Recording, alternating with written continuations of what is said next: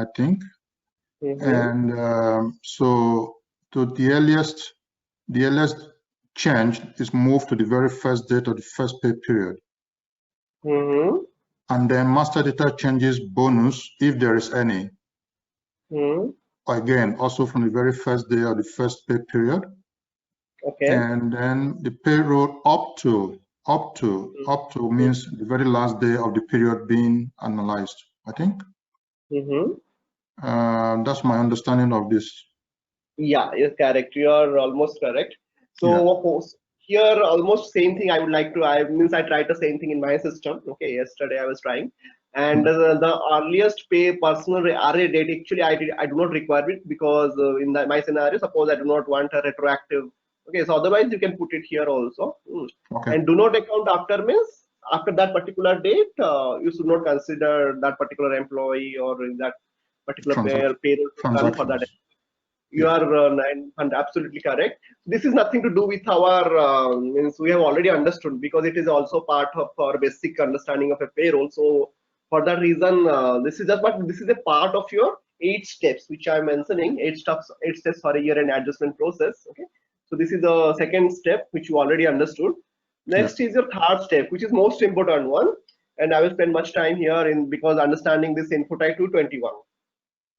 Okay, so what is this info type 221? So actually this is an adjustment workbench. Okay, so there is a transaction called adjustment workbench.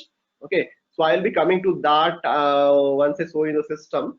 So in info type 221, you can't directly access. Otherwise, the important way, the ideal way of accessing this info type is via transaction. There is a specific transaction. There are 2 transaction code. One is your PAUX, another is PAUY.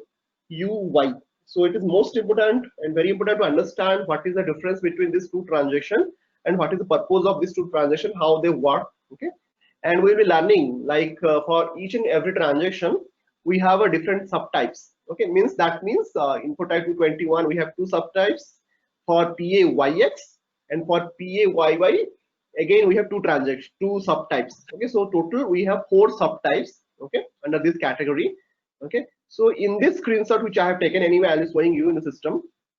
In this once you run the transaction code PAYX, the screen it will be looking like this. It will be called adjustment workbench. Okay, so you must have used some kind of workbench, off-cycle workbench, or year-end or full and final settlement, some kind of workbench. There are many workbenches in payroll, you know. So similarly, this is one of the workbench. So in your payroll. So can you just give an idea like what are the workbench you have bought? Like I'm sure you must have bought one. I haven't done much of workbench, but I think the only one I probably used in testing was the off-cycle workbench. Yeah, I haven't used any other workbench. I know LSMW I think has another workbench. I haven't used it, but I think it has a workbench also, which I haven't used. But I have used only the one for off-cycle. Got it. So no problem. So here it is similar to that part of our off-cycle workbench you have got. The basic idea is it is a kind of an interface which is connected to different info types reporting. You can see in the screen it has connected to a manual input. First of all, you'll be putting the employee number and you'll be giving some kind of adjustment region and adjustment date. Then there are 2 things you will be seeing here, the TWEG and ADJT. So what is that? So first one is whenever you are using the transaction PAYX. Okay, so there are 2 options. Okay, for each and every transaction PAYX or PAUY, we have 2 options each. PAUX we have 2 options, like with tax calculation or without tax calculation. Okay, so there are 2 options. Okay, so whichever is applicable for that employee, and depending upon the scenario. Okay, so you have to choose that particular options. Then as soon as you click this enter data, it will take you to the info type 221. Okay, so this is the indirect way of accessing the info type 221. So I will show you. So once you click this enter data, so it will take you to the info type 221 for that employee 73. Okay, and accordingly, if you like to change any data directly, if you click from this interface itself, okay, then it will take to that same input type, but it will be an edit mode. Okay, and the next one is the payroll. Once you click payroll, it will run payroll for that specific employee, and it will be running means for only one employee. Okay, suppose if you like to run for all employees as usual, you can run your off cycle, okay, off cycle payment for those employees for whom the correction. But if it is a one employee, you can do it from the payroll from side from this here. And otherwise, there is a reporting option. So it will be just run the report, and it will display what are the adjustment you have done and what will it look like. So this is the way this adjustment workbench from a single interface. You have a lot of options. Like you do not have to run for. Which of the subtypes is this screen? Sorry. Which of these two subtypes? Although I don't know the meaning of the subtypes, which is the these two subtypes? Which one belongs to this screen? Okay, so input type 221 has two subtypes. One is your TWEZ, and second one is your ADJT. These are the two subtypes. Okay. Oh, not PA or the PAU and PAUY is these are just transaction codes? Yes, these are just transaction codes. So the main basic difference between PAUX and PAUY is PAUX is for the current year. Suppose any changes you are doing for the current year, but PAUY is for the previous year. Suppose for the last year, suppose you would like still something is pending. That is the main difference between PAUX and the PAUY. It will be more clear in the next slide. Okay, so here I clearly explained. Like you can see in the first column we have here. So there are two transactions.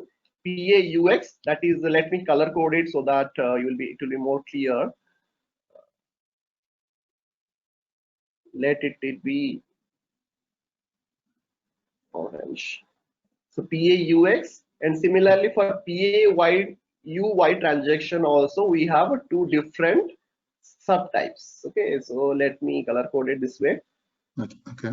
So this is a single transaction. So PAUX, under the single transaction we have ADJT and TWEG. ADJT is for your without any tax calculation of the wage tax. So suppose it is just a direct payment and this has no tax implications in that scenario. Okay, so in that case we will be using this ADJT, that is this subtype we will be using.